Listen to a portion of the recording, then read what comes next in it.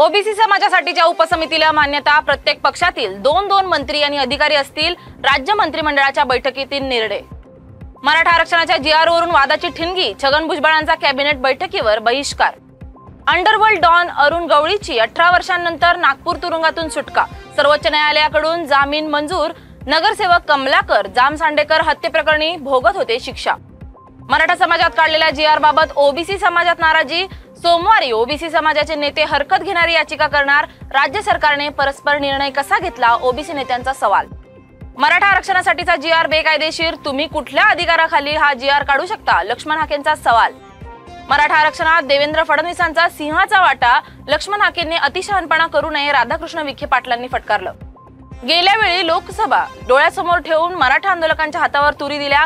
आताचा जीआर देखील फसवणुकीची पुनरावृत्ती। रोहित पवारांची सडकून टीका। कोणाच्या परवानगीने आझाद मैदानात उपोषणाला बसला?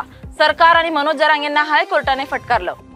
जरांगेंना दिलेल्या कागदाचा टाचणी एवढाही उपयोग नाही। मराठा आरक्षण याचिकाकर्ते विनोद पाटलांचे स्पष्ट मत। मराठा आंदोलकांवर गुन्हे दाखल करण्याचे सत्र सुरूच। बेकायदेशीर गर्दी जमवल्याप्रकरणी गुन्हे दाखल। मराठा आंदोलनाच्या अनुषंगाने एकूण 9 गुन्हे दाखल। गुलाल, आतिषबाजी आणि घोषणांच्या गजरात मनोज जरांगे मध्यरात्री संभाजीनगरात रुग्णालयात। जरांगेंवर उपचार सुरू।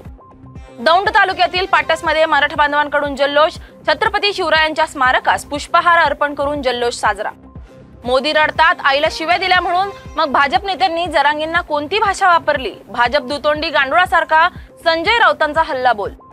दहशतवादाविरोधात दुतोंडी भूमिका नको। पंतप्रधान नरेंद्र मोदींचे एससीओ मध्ये पाकिस्तानला सुनावले खडे बोल। मुंबई गोवा महामार्गावर वाहनांच्या रांगा। मुंबईकर कोकणवासियांच्या परतीचा प्रवास सुरू। गणपती विशेष गाड्यांनाही तुफान गर्दी। सांगलीतील विटा ते आळंदी रस्त्याच्या बाजूला निष्काळजीपणे उभ्या केलेल्या नादुरुस्त डंपरमुळे 12 तासात 2 भीषण अपघात। दोघांचा दुर्दैवी मृत्यू।